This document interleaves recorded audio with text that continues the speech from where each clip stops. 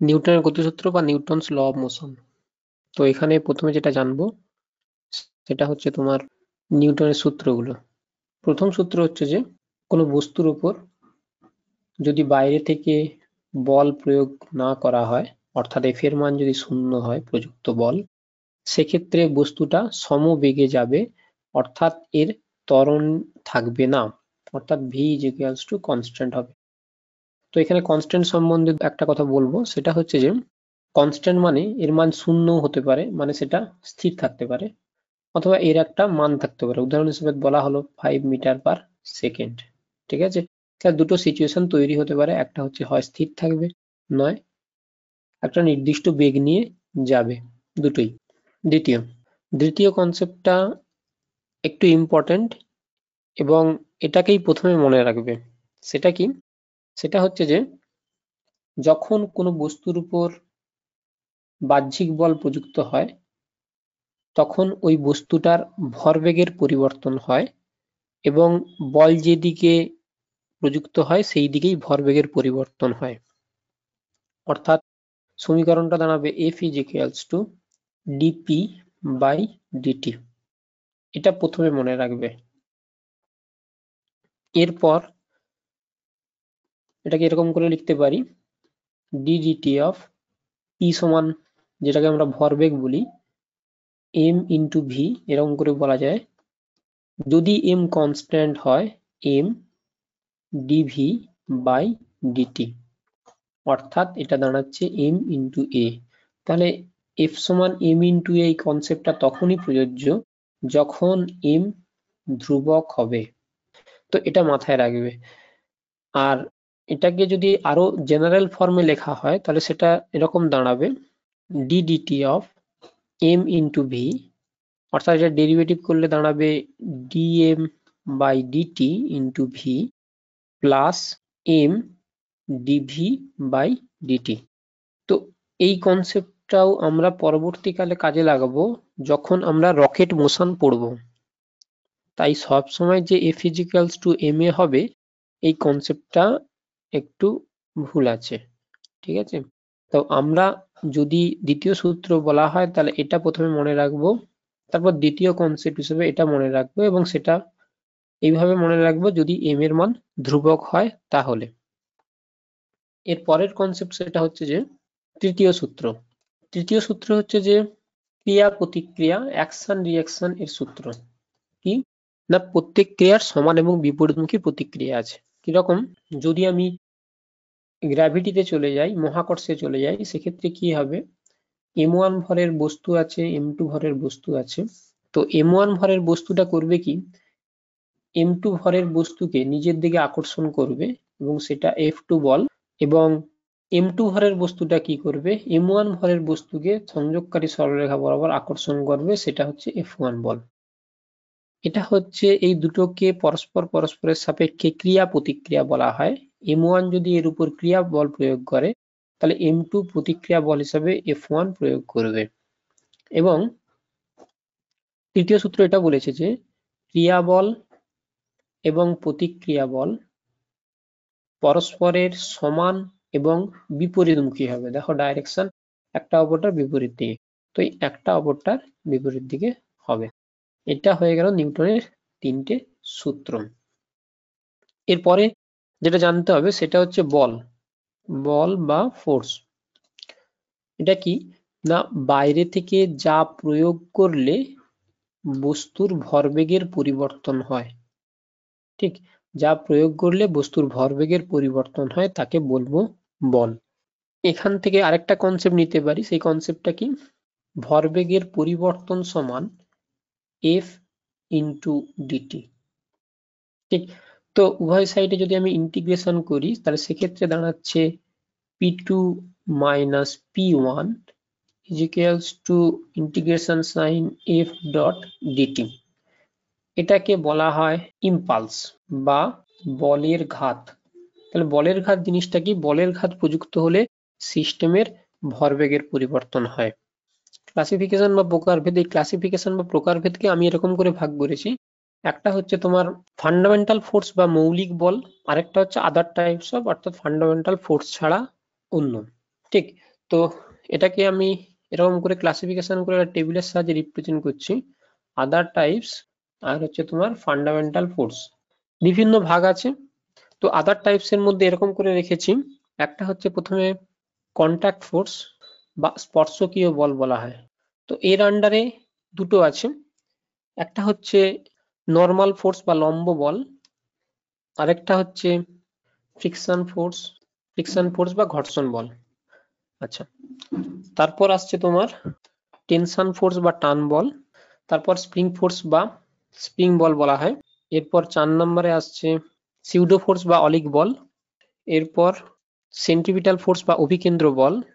এটা একটা star mark দিয়ে রাখছি, পরে বলবো।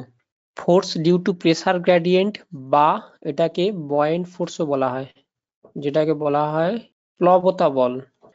এরপর আসছে সারফেস টেনশন বা পৃষ্ঠ টান, তারপর ভিসকাস ফোর্স বা সান্দ্রতা বল। এরপর কন্টিনিউ চলতে থাকবে এরকম। তাহলে এটা একটা বিশেষ ধরনের বলের মধ্যে আদার টাইপস অফ ফোর্সের মধ্যে এই ক্যাটাগরিটাকে ভাগ করেছি। আরেকটা ভাগে ভাগ করেছি, সেটা দাঁড়াচ্ছে এরকম: গ্র্যাভিটেশনাল ফোর্স বা মহাকর্ষীয় বল, এটাকে মাঝে মধ্যে ওয়েটও বলা হয় বা ওজন। তারপর ইলেকট্রিক ফোর্স বা তড়িৎ বল, ম্যাগনেটিক ফোর্স বা চৌম্বক বল, নিউক্লিয়ার ফোর্স বা নিউক্লিয় বল। আরেকটা আছে, সেটা অতটা ইম্পর্টেন্ট নয় তোমাদের এখানে, উইক ফোর্স। ঠিক। তো নিউটনিয়ান মেকানিক্সের প্রবলেম সলভ করতে গেলে আমাদেরকে এই আদার টাইপস অফ ফোর্সের সমস্ত ফোর্সের কনসেপ্ট জানতে হবে। তার সাথে সাথে ফান্ডামেন্টাল ফোর্সের ক্ষেত্রে গ্র্যাভিটেশনাল ফোর্স, ইলেকট্রিক ফোর্স এবং ম্যাগনেটিক ফোর্স, এই তিনটে কনসেপ্ট আমাদের ক্লিয়ার রাখতে হবে, তবে আমরা নিউটনিয়ান মেকানিক্সের প্রবলেম সলভ করতে পারবো। ঠিক। প্রতিটা ফোর্স সম্বন্ধে জানার জন্য বা প্রবলেম সলভ করার জন্য এই বলগুলো সম্বন্ধে 2-3টে প্রশ্ন নিজেকে করতে পারো। 1 নাম্বার হচ্ছে বলগুলো কখন প্রযুক্ত হয়, এর পরিমাণ কতটা, আর 3 নাম্বার এর অভিমুখ কোন দিকে হবে। এই 3টে কনসেপ্ট যদি তোমার ক্লিয়ার থাকে, তাহলে নিউটনিয়ান মেকানিক্সের প্রবলেমটা অনেকটা সোজা হয়ে যাবে। তো বলটা কখন প্রযুক্ত হয়, এর পরিমাণটা কত এবং এর কোন দিকে ক্রিয়াশীল হচ্ছে। চলো, প্রথমে যে বলটা বলবো সেটা হচ্ছে স্পর্শকীয় বল বা কন্টাক্ট ফোর্সের আন্ডারে। 1 নাম্বার কখন প্রযুক্ত হয়, যখন দুটো দৃঢ় বস্তু পরস্পরের সংস্পর্শে থাকবে তখন এই বল প্রযুক্ত হয়। ঠিক। তো দেখা যাক, ধরো এটা একটা বস্তু আছে, এর উপর আরেকটা বস্তু আছে। তাহলে দেখো এই দুটো বস্তু বি আর এ পরস্পরের সংস্পর্শে আছে। দৃঢ় বস্তু অর্থাৎ যদি আমার এরকম সিচুয়েশন দাঁড়ায়, ধরো তোমাকে একটা লিকুইড দিয়েছে, এর মধ্যে একটা সলিড বস্তুকে রেখে দিয়েছো, তাহলে এক্ষেত্রে কিন্তু লম্ব বল প্রযুক্ত হবে না, প্লবতা বলের কনসেপ্ট আসবে। তাই প্রথম কনসেপ্ট হচ্ছে দৃঢ় বস্তু আর দৃঢ় বস্তু পরস্পরের টাচে থাকবে, সংস্পর্শে থাকবে, কখন হয়ে গেল। দ্বিতীয় হচ্ছে যে এর পরিমাণটা কত, এর পরিমাণটা আমার প্রবলেম অনুযায়ী ডিসিশন নেওয়া হবে। সেক্ষেত্রে আমরা লম্ব বলকে এন দ্বারা প্রকাশ করি, এবং এর সাথে আরেকটা কনসেপ্ট যেটা অ্যাড করতে হবে সেটা হচ্ছে যে number of touching surface is equals two number of normal force, অর্থাৎ যতগুলো টাচিং সারফেস থাকবে ততগুলো লম্ব বল প্রযুক্ত হবে। ক্লিয়ার? তৃতীয় কনসেপ্ট কি ছিল? ডাইরেকশন।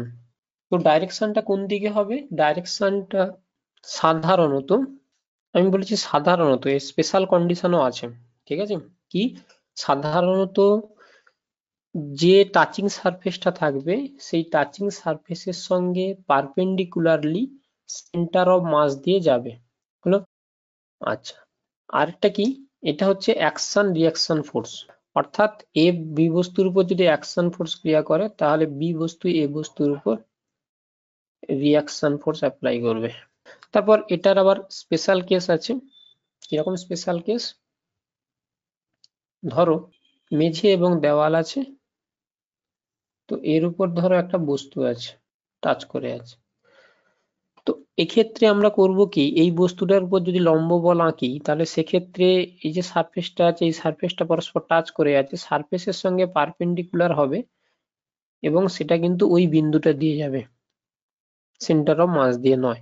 তাই সিচুয়েশন অনুযায়ী ডিসিশন নেবো, বেশিরভাগ ক্ষেত্রে এটাই প্রযোজ্য হয়। সিমিলারলি এখানেও কি হবে, এই দিক বরাবর হবে। আবার কখনো কখনো কি হয়, যদি এরকম সিচুয়েশন থাকে, যেমন ধরো এরকম একটা অবজেক্ট আছে, এই অবজেক্টটা ধরো এরকম জায়গা টাচে আছে। তো এরকম সিচুয়েশন যদি থাকে তাহলে এই ক্ষেত্রে কি করবে, এই যে জায়গাটা যেমন পয়েন্ট টু পয়েন্ট, এখানে সারফেসের কোনো প্রশ্ন নেই, তো এখানে কি হয়েছে পয়েন্ট টু পয়েন্ট টাচে আছে, তাহলে এক্ষেত্রে তোমার সিচুয়েশন অনুযায়ী তুমি তাকে দুটো উপাংশে ভাগ করবে, এই দিক বরাবর একটা ভাগ করতে পারো, এই দিক বরাবর ভাগ করতে পারো, সেটা তোমার প্রবলেমে যেরকম সিচুয়েশন দেওয়া থাকবে সেই অনুযায়ী, অর্থাৎ দুটো উপাংশে ভাগ করতে হবে এরকম ভাবে। লম্ব বল সম্বন্ধে আরেকটা কনসেপ্ট আছে ওয়েটিং ইকুইপমেন্ট দিয়ে, অর্থাৎ এই যে ভার মাপার যে যন্ত্র, সেই যন্ত্রের সাহায্যে যেটা আমরা মেজার করি সেটা হচ্ছে যে না নর্মাল ফোর্সটাকে মেজার করি, নর্মাল ফোর্সটাকে মেজার করি এবং এই ভারটাই যেটা আমরা ফিল করি, দুটো ভার ফিল করি। যেমন তুমি ধরো লিফটের প্রবলেমে লিফট যদি এ ত্বরণ সহ উপরের দিকে উঠে আমরা নিজেকে ভারী বলে মনে করি, বা নিচে নামলে নিজেকে হালকা বলে মনে হয়, অথবা জলের মধ্যে চলে গেলে আমরা নিজেকে হালকা বলে মনে করি। এই যে নিজেকে মনে করা, হালকা বলে মনে করা অথবা ভারী বলে মনে করা, তার পেছনে কারণ হচ্ছে লম্ব বল।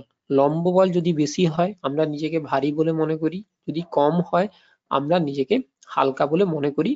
কম বা বেশি স্বাভাবিক অবস্থা বলতে পৃথিবী পৃষ্ঠের উপর তুমি দাঁড়িয়ে আছো নর্মাল কন্ডিশনে, সেক্ষেত্রে যা হবে তার থেকে বেশি বা কম সেই সিচুয়েশন হলে আমরা নিজেকে হালকা বা ভারী বলে মনে করি।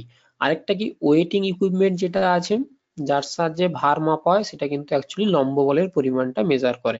তাই সিচুয়েশন অনুযায়ী লম্ব বলের পরিমাণটা যদি কমে যায়, যেমন ধরো লিফটের ক্ষেত্রে ওয়েটিং যে মেজার ইকুইপমেন্ট আছে সে কিন্তু বেশি মান দেবে যদি উপরে এ ত্বরণ সহ উপরের দিকে উঠে, ঠিক আছে। তো ভারের পরিবর্তন হতে পারে কিন্তু ভরের পরিবর্তন হতে পারে না, এটা একটু মাথায় রাখবে। এরপরে যেটা সেটা হচ্ছে ফ্রিকশন ফোর্স বা ঘর্ষণ বল। একই জিনিস প্রথম প্রশ্ন হচ্ছে যে কখন প্রযুক্ত হয়। তো এটা একটু কমপ্লিকেটেড আছে, ধীরে ধীরে বোঝার চেষ্টা করবে। ধরো একটা মেঝে আছে, মেঝের উপর একটা বস্তু আছে এবং এটা কিন্তু প্রথমেই বলা থাকবে অমসৃণ মেঝে। তাহলে অমসৃণ সিচুয়েশনে এটা তৈরি হবে, অর্থাৎ যখন দুটো দৃঢ় বস্তু পরস্পরের সঙ্গে টাচে থাকবে এবং তারা অমসৃণ হবে, তাহলে সেক্ষেত্রে এই বলের ক্রিয়াশীল হবে। এবং এই বলের পরিমাণ কত, এই বলের পরিমাণ হচ্ছে যে এটা প্রকাশ করা হয় এরকম ভাবে, দুটো ভাবে প্রকাশ করা হয়, ঠিক আছে। প্রথম হচ্ছে যে স্ট্যাটিক ফ্রিকশন বা স্থিত ঘর্ষণ, এফএস বলা হয়, less than equals to mu S N greater than equals to 0। আর আরেকটা বলা হয় ডাইনামিক ফ্রিকশন বা কাইনেটিক ফ্রিকশন বা গতীয় ঘর্ষণ, সেটা হচ্ছে F K is equals two mu K N. তো এটাকে বলা হয় তোমার স্ট্যাটিক ফ্রিকশন আর এটাকে বলা হয় কাইনেটিক ফ্রিকশন। এখানে অনেক কিছু বোঝার আছে। প্রথম যেটা হচ্ছে সেটা হচ্ছে যে এনটা হচ্ছে যে লম্ব বল, মিউ এস ঘর্ষণ গুণাঙ্ক, এটাকে বলা হয় স্থিত ঘর্ষণ গুণাঙ্ক, আর এটাকে বলা হয় চল ঘর্ষণ গুণাঙ্ক, ঠিক আছে। কোএফিসিয়েন্ট অফ ফ্রিকশন বলা হয়।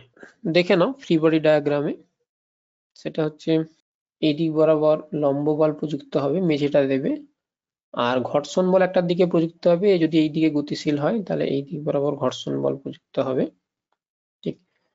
তো তার পরিমাণটা আমরা এখানে আলোচনা করছি। তো এটা স্ট্যাটিক ফ্রিকশন আর ডাইনামিক ফ্রিকশন। অভিমুখটা একটু পরে বলছি, অভিমুখটা সম্বন্ধে ডিটেলসে পরে আসছি।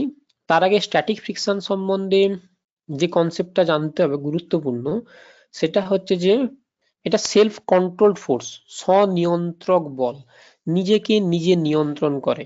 এই ব্যাপারটা কি, এই যে বস্তুটা আছে এই বস্তুটার উপর তুমি বল প্রয়োগ করছো, তো বল প্রয়োগ ধরো 5 নিউটন বল প্রয়োগ করবে, তো 5 নিউটন বলটা তো অটোমেটিক্যালি 5 হবে না, ওটা 0 থেকে বাড়তে থাকবে, 0 1 2 3 4 5। তো এইবার এর উপর যদি 5 নিউটন বল প্রযুক্ত হয় তখনই এই বস্তুটা গতিশীল হবে, কিন্তু 0 থেকে 5 নিউটনের আগে পর্যন্ত এই বস্তুটা কোনো রকম কোনো গতিশীল হবে না। কেন গতিশীল হবে না? কারণ হচ্ছে যে তুমি যখন এটার উপর 1 নিউটন বল প্রয়োগ করবে, তো এখানে ঘর্ষণ বল করবে কি এর উপর বিপরীত দিকে 1 নিউটন বল প্রয়োগ করে দেবে, ফলে লব্ধি বল 0, মানে কি হবে, ওটা স্থির অবস্থায় থাকবে।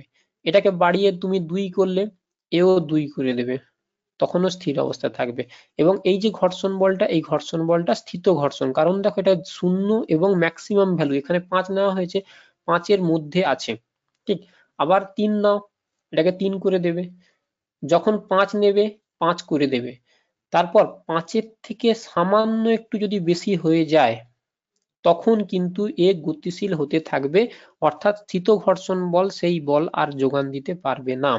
তখন আমার চলে আসবে চল ঘর্ষণ বল, এবং চল ঘর্ষণ বলের মান সাধারণত সামান্য একটু কম হয় স্থিত ঘর্ষণ বলের থেকে। এটা যদি এক্সটার্নাল ফোর্স হয়, এটা যদি ফ্রিকশনাল ফোর্স হয়, তাহলে তার কার্ভটা দাঁড়ায় এরকম।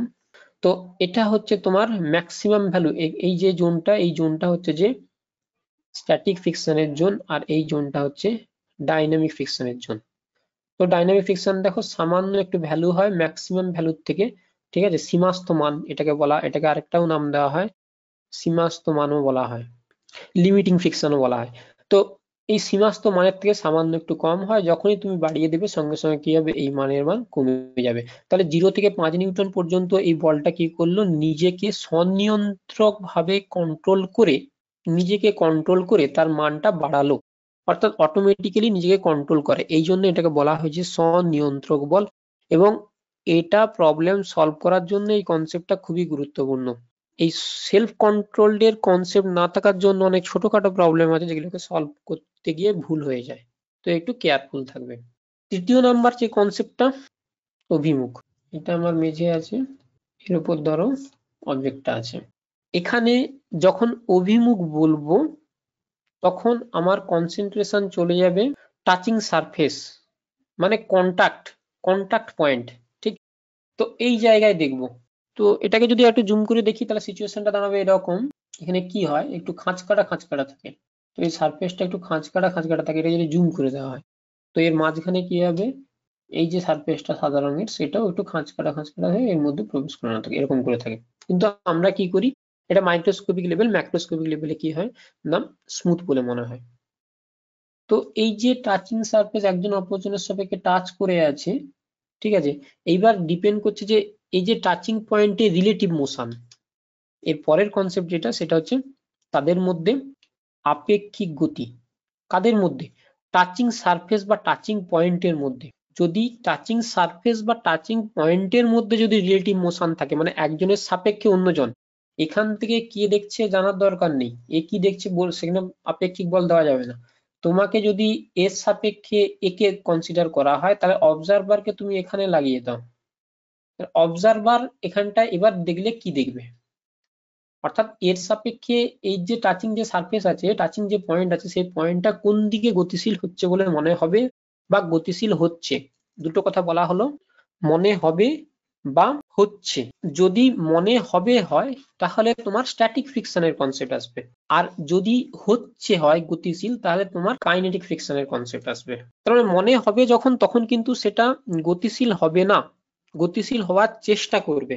যেই দিকে গতিশীল হওয়ার চেষ্টা করবে বা যেই দিকে গতিশীল হবে, সেই গতির বিরুদ্ধে, অর্থাৎ এই যে অবজারভার আছে, অর্থাৎ এটা এই সারফেসের সাপেক্ষে অবজারভারটা দাঁড়িয়ে আছে, মানে এই অবজারভার করবে কি, এই সারফেসকে স্থির দেখবে।